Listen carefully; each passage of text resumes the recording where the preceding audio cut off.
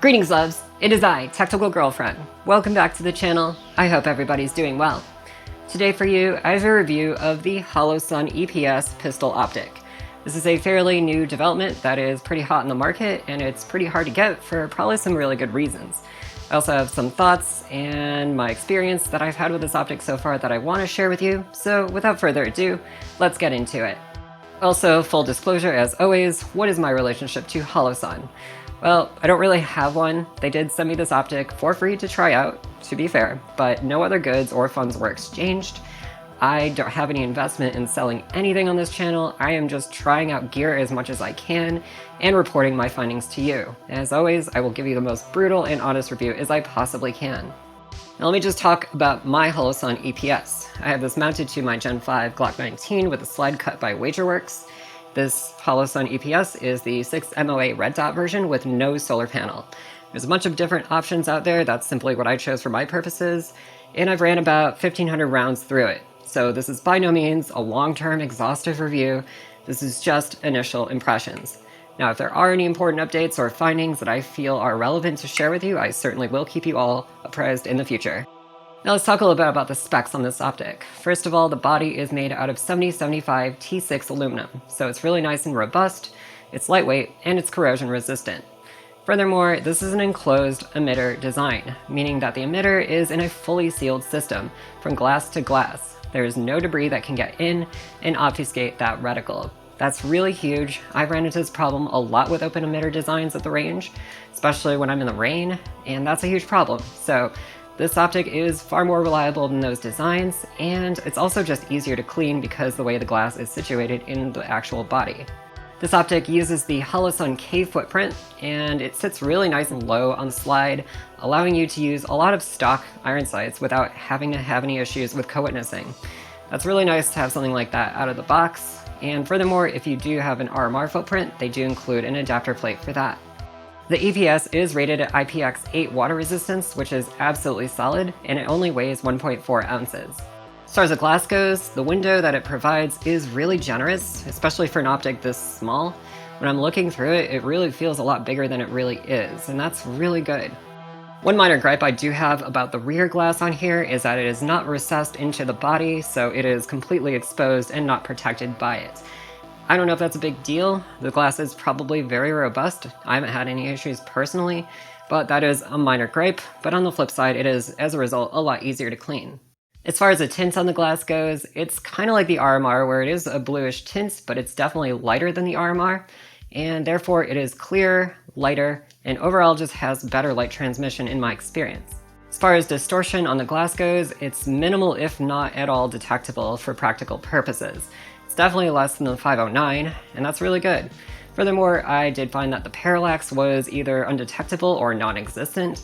From edge to edge, it seemed like any kind of shot could be made from any weird angle, and you'd definitely nail your target.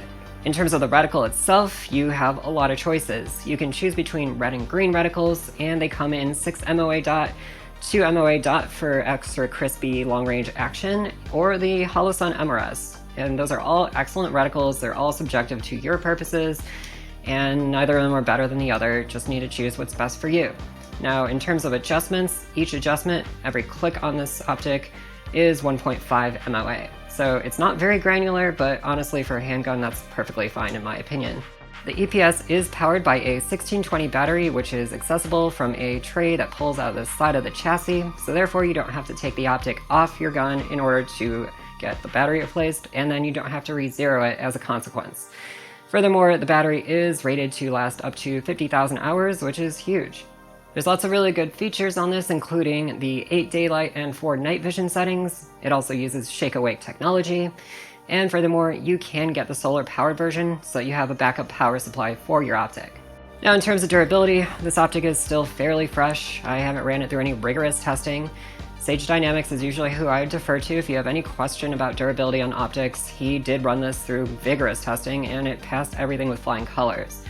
But in my experience, I ran this through some pretty good drills. It's definitely gotten roughed up. I also ran it at Desert Brutality, and while I was having issues with my Glock at that match, the Holosun EPS was not one of my problems. It ran very reliably, and it did very well. Now the big one, the cost. This thing is listed at MSRP for $388.22. Weird number, okay Holosun, but regardless, the actual price, the street price, is $329.99, which for an optic like this is a really good deal. Okay, with all that out of the way, final thoughts. Would I recommend the Holosun EPS? Yes, in fact, I would recommend it over every single handgun optic that I know of on the market right now. Not saying it's the best, but I do think it's the best for me.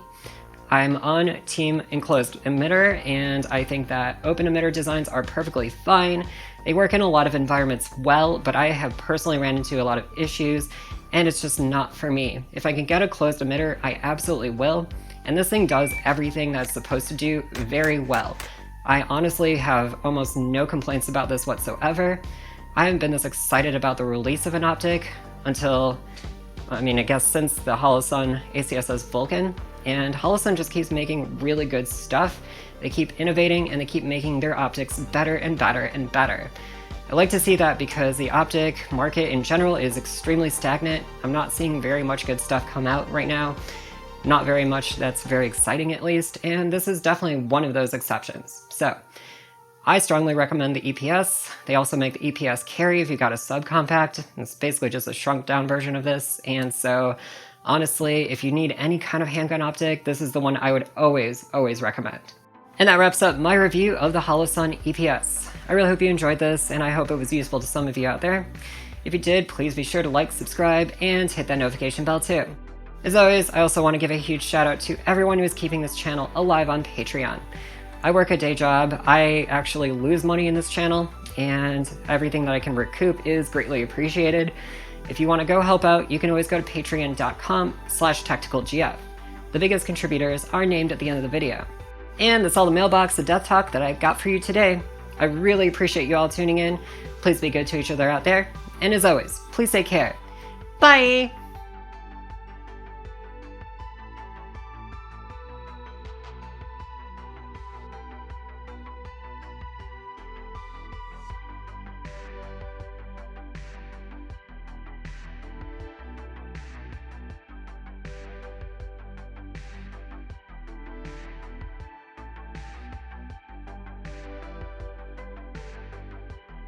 It's the Great Pumpkin!